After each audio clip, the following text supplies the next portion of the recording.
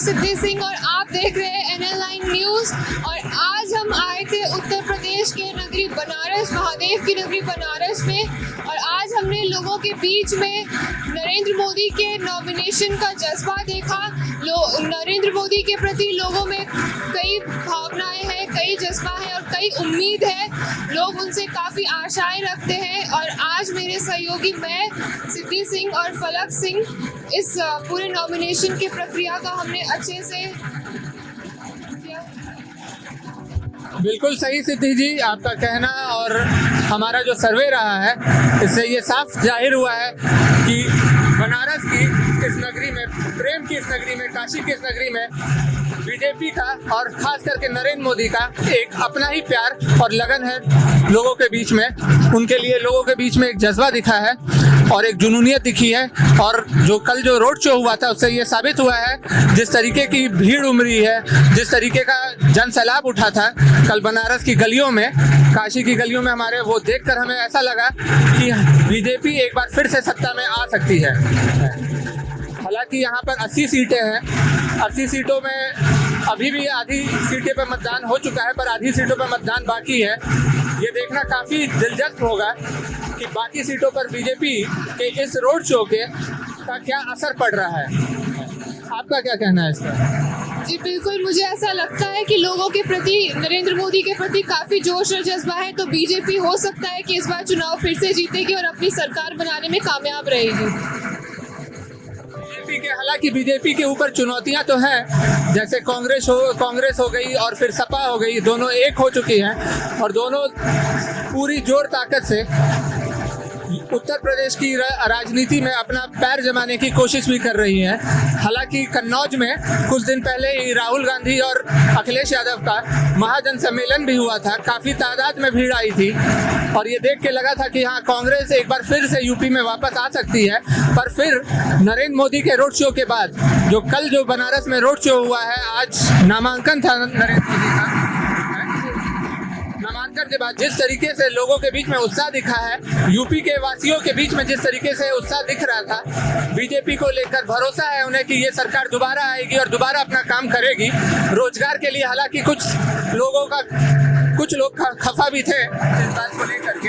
इस पर आपका क्या सर्वे रहा है? जी, बात जहाँ तक है बीजेपी के ऑपोजिशन की, तो लोगों की काफ़ी मिक्स्ड रिव्यू आए हैं। कई लोगों को लगता है कि सरकार पलट सकती है, पर कई लोगों को लगता है कि बीजेपी के ऑपोजिशन में अभी वो बात नहीं कि वो बीजेपी को कांटे की टक्कर दे सके। तो ये देखना काफ़ी दिलचस्प होगा कि सरकार आखिर किसकी बनेगी।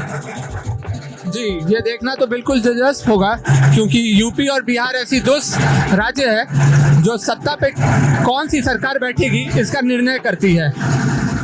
और ये भी देखना दिलचस्प होगा कि क्या प्रदेश की जनता, उत्तर प्रदेश की जनता एक बार फिर बीजेपी को भारी मतों से, यहाँ के पिछले साल सॉरी माफ़ कीजिएगा, 2019 के लोकसभा में 62 सीटें उठाई थी बीजेपी ने, जहाँ पर अब सर्वे के अकॉर्डिंग इसकी सीटें कुछ कम होते जा रही है। पर नरेंद्र मोदी के रोड शो के बाद अब ये कहा जा सकता है कि कार्यकर्ताओं में, लोगों में फिर से एक उत्साह देखने को मिला है हमें।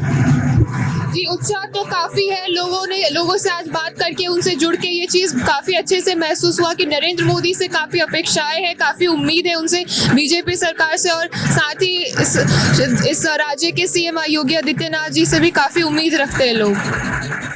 जी, आपका बिल्कुल सही कहना है। योगी आदित्यनाथ अलग ही छवि के व्यक्ति हैं। जब से वो उत्तर प्रदेश के सीएम बने हैं, उनका एक अलग ही राज्य चला है, अलग ही शासन रहा है। जहाँ तक हम योगी आदित्यनाथ की बात करें तो योगी आदित्यनाथ एक निर्भय लीडर है, ये पूरा हिंदुस्तान जानता है। वो बुलडोजर बाबा के नाम से भी मशहूर है कि हाँ, उन्हें लोग एक स्ट्रॉन्ग लीडर के तौर पे भी देखते हैं। बीजेपी में अमित शाह, नरेंद्र मोदी के बाद योगी आदित्यनाथ का ही नंबर आता है।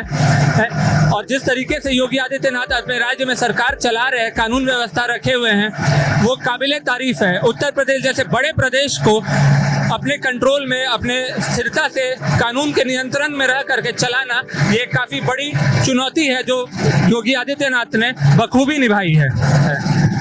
बिल्कुल, योगी आदित्यनाथ के काम से, उनके किए गए पिछले कई काम से लोग काफ़ी संतुष्ट है। उत्तर प्रदेश की जनता ने काफ़ी उनके प्रति तारीफ और उनके प्रति उम्मीद दिखाई है।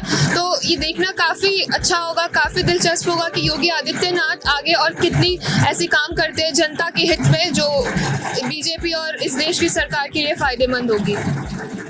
जी, योगी आदित्यनाथ के कारण आज आम जनता उत्तर प्रदेश की माफियाओं और गुंडों के खौफ मुक्त भी जीवन जी रही है। बिल्कुल, क्राइम रेट की अगर बात करें तो उत्तर प्रदेश की क्राइम रेट के बारे में हम सब जानते हैं और क्राइम रेट काफ़ी हद तक कम हुई है योगी आदित्यनाथ की सरकार जब से आई है।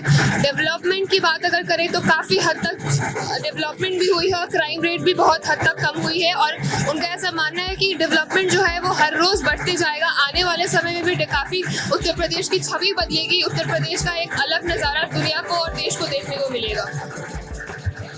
और अयोध्या में जो बीजेपी सरकार ने जिस तरीके से राम लल्ला की स्थापना की है, उसके बाद यूपी के लोगों में, खास करके यूपी के हिंदू वर्ग के लोगों में एक अलग ही विश्वास चल रहा है कि हाँ, लोगों का ये नारा भी रहा है कि मोदी ने राम को लाया था, हम मोदी को लाएंगे। जी बिल्कुल, अयोध्या एक बहुत ही यूएसपी हो गया है बीजेपी के लिए इस चुनाव के माहौल में, क्योंकि अयोध्या का काम काफ़ी लोगों को पसंद आया। इस देश और दुनिया में अयोध्या की एक अलग छवि लोगों में नजर आई। रामलला की स्थापना हुई तो उसके बाद लोग नरेंद्र मोदी से और बीजेपी सरकार से और भी ज़्यादा उम्मीदें रखते हैं आगे इसके ऐसे काम के लिए। यूपी में अभी और भी बहुत कुछ होना बाकी है। ऐसा नहीं कहा जा सकता है कि हाँ, अगर मोदी ने रैली कर दी है, मोदी जी ने अगर रैली कर ली है तो बीजेपी की जीत पक्की है। कांटे की टक्कर जरूर है। कांग्रेस ने इस बार पलटवार अच्छा किया है। निसंदेह कांग्रेस मुद्दों पर लड़ाई लड़ रही है और जहां तक बीजेपी की बात रही, वो जात और धर्म पे लड़ाइयाँ लड़ रही हैं। अब ये देखना दिलचस्प रहेगा कि मोदी के आने के बाद, मोदी के रोड शो के बाद किस तरीके से करवट लेती है, किस तरीके से पलटती है यूपी की राजनीति की नाव।